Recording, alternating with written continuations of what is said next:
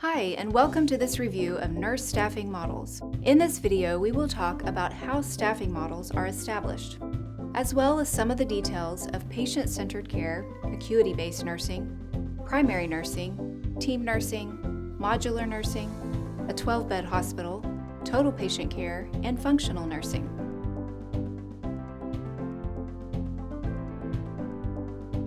Nurse staffing models are rules or guidelines that determine the number of nurses needed to staff and schedule to provide patient care. Because patient needs in healthcare settings vary, different nurse staffing models are used in different situations, and an appropriate staffing model will consider all relevant factors. Nurse staffing models frequently involve nurse-to-patient ratios, or the number of patients under each nurse's care.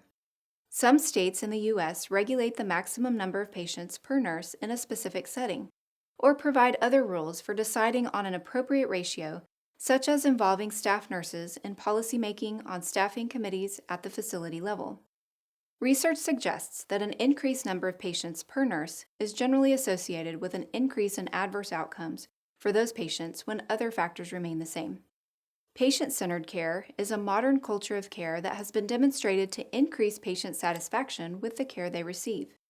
Patient-centered care considers the patient to be a partner in his or her own care along with the healthcare team, and the individual's personal values and preferences are essential components in determining the plan of care.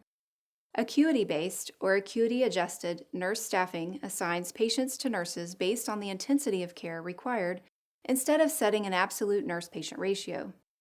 In practice, this process can rely on nursing clinical judgment to estimate the level of intervention necessary for each patient based on characteristics such as medical diagnosis and severity of symptoms, but an ideal system allows for an objective acuity rating. Primary nursing is a care delivery model that maintains continuity of care by assigning the same registered nurse to a patient for the duration of the patient's care encounter, such as an inpatient hospital admission.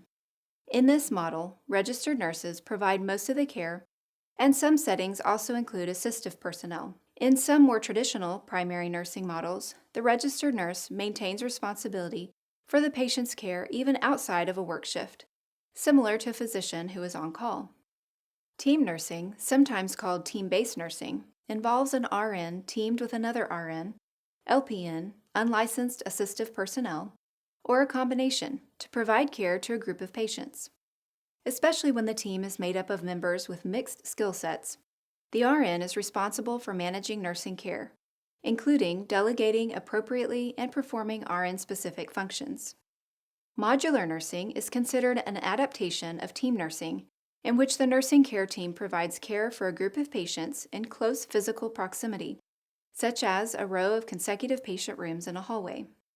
A 12-bed hospital model combines elements of team nursing and modular nursing to assign at least one RN to a group of around 12 patients. Other RNs, LPNs, and UAPs may also be assigned to the same group, with a patient care facilitator, or PCF, overseeing care for the group as a whole and acting as a liaison and point of contact. The PCF is an expert nurse with additional training, often a clinical nurse leader, clinical nurse specialist, or nurse practitioner.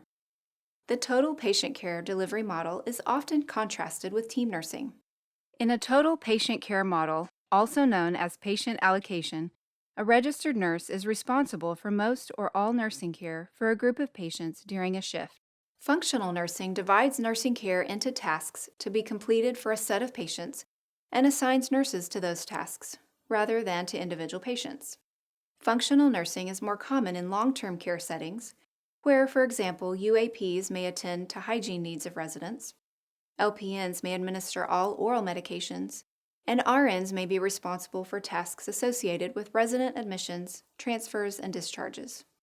It is important to understand that not all models are mutually exclusive. For example, a nursing unit that assigns patients in a total patient care delivery model may also incorporate aspects of primary nursing to allow for continuity of care and acuity-based staffing to balance each nurse's group of patients as the situation allows. Combining models can optimize resources and draw benefits from the strengths of different models. Let's look at a couple of practice questions to review. The registered nurse is working on an inpatient hospital unit and cares for 5 patients during the shift. There are no LPNs or UAPs working on the unit. The nurse is present in the patient's rooms when the physicians make their rounds, and patients' wishes are discussed as treatment options. Under which of the following models is the nurse working? Select all that apply. A. Modular nursing.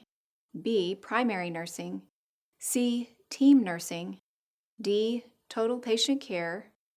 E. Patient-centered care.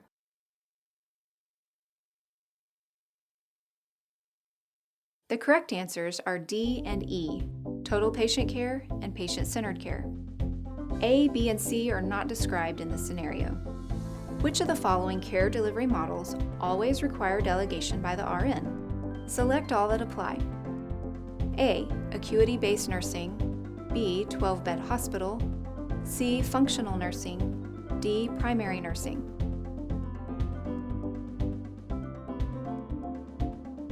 The correct answers are B and C, 12-bed hospital and functional nursing. A and D may exist with or without delegation. Thanks for watching and happy studying.